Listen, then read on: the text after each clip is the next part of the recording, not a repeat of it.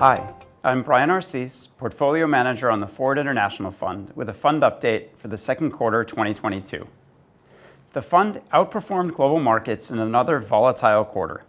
Global developed market equities fell steadily through the quarter, driven by high and accelerating inflation, declining consumer sentiment, and investors oscillating between fear of global central banks being unable or unwilling to remain hawkish long enough to quell inflation, and fear that the rate hikes required to firmly tame inflationary expectations would tip economies squarely into recession. Whether due to Russia's ongoing invasion of Ukraine, which has and will continue to crimp global energy and grain supplies, or to continued targeted lockdowns in the world's largest exporting country, China, it is evident that supply chain issues are unlikely to be resolved in the near term. Given this backdrop, global central banks may be forced to reduce demand even further to prevent inflation from becoming entrenched. Our portfolios have been positioned well to weather what has been the worst first half recorded in global equity markets in over half a century. The International Fund returned a positive 0.6% during the first half of 2022, while global developed market equities declined 20.3%. Both the fund's asset allocation and security selection contributed positively to fund performance during the quarter. Contributing most were the fund's hedges, largely in the form of short S&P 500 futures, which bore fruit as global equity markets declined. Additionally, fund positions in two short-duration credits, including NagaCorp and a U.S. 2-year sovereign note, aided performance.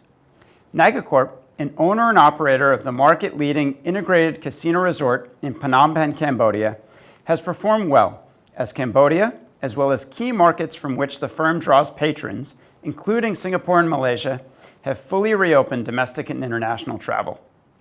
Within the fund's equity allocation, performance was led by Wharf Holdings and AIA Group.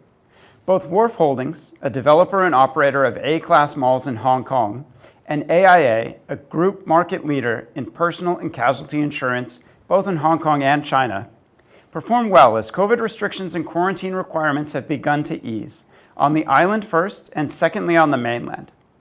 Weighing on fund performance during the quarter were the portfolio's commodity-linked equities, including Freeport-McMoRan, FMC, and Wheaton Precious Metals.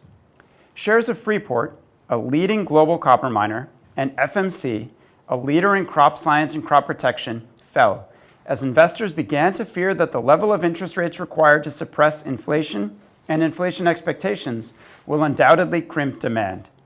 Shares of Wheaton, a gold and silver streamer, declined as the real return now on offer in the credit market has begun to increase the opportunity cost of holding non-interest-bearing precious metals. The fund remains conservatively positioned, with cash and equivalents nearly 1/3 of the portfolio. While we anticipate volatility ahead, the fund is positioned in a balanced way to weather various economic and market environments.